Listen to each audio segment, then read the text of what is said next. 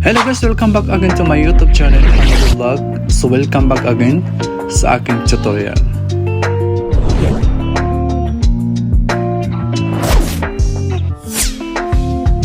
Sa video tutorial na to, ipapakita ko sa inyo kung paano mag-edit ng 4K video sa CapCut.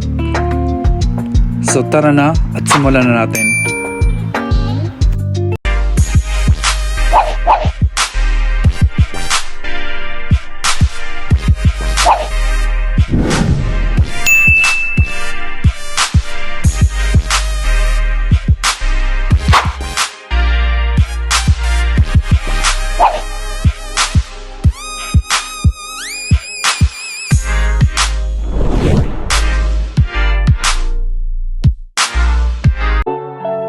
Open your CapCut application,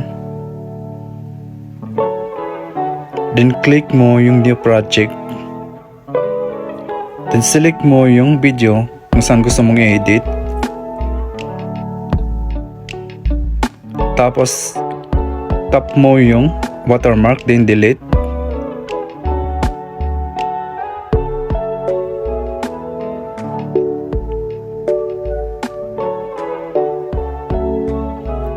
Then, tap mo yung adjust.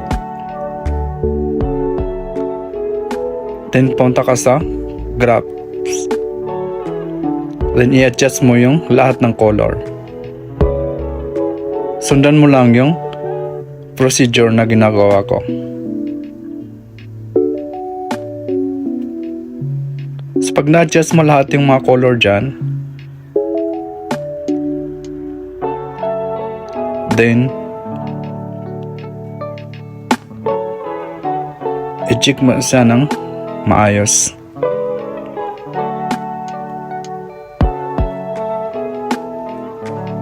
Tapos okay. Then click mo yung effect. Then hanapin mo yung blur. Then okay. I-adjust mo siya ng maayos.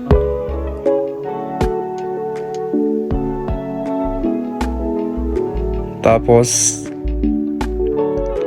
isip mo na siya. Export mo siya ng sa mataas na quality.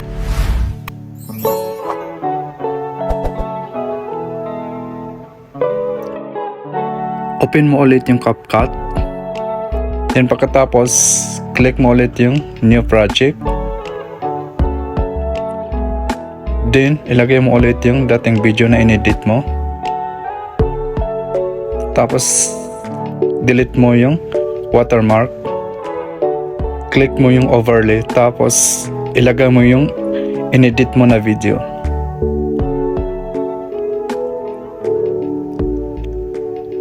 Then, i-adjust mo siya ng maayos. Tapos, click mo yung splice. Then, tap mo yung board. I-adjust mo siya hanggang 30.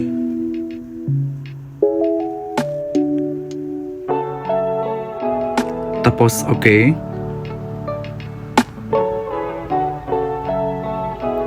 Then, click mo again yung overlay. Then, add new. Then, pagkatapos nito, click mo yung stock videos. Add a stock as overlay. Tapos i-adjust mo siya ng maayos.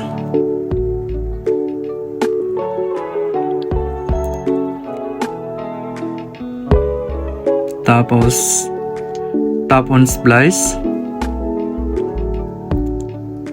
Then tap on overlay.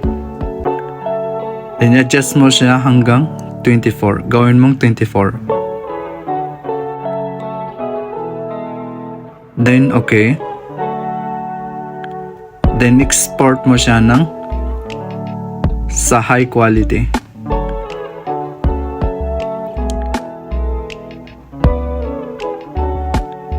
So, pagkatapos yan guys, isave natin siya. Then, done.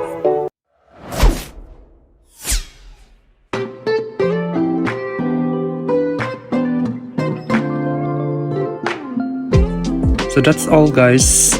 If you're new to my channel, please don't forget to subscribe and click all the notification bell para maging updated ka sa mga susunod pang video na i-upload natin. So sana may natutunan ka sa video na to.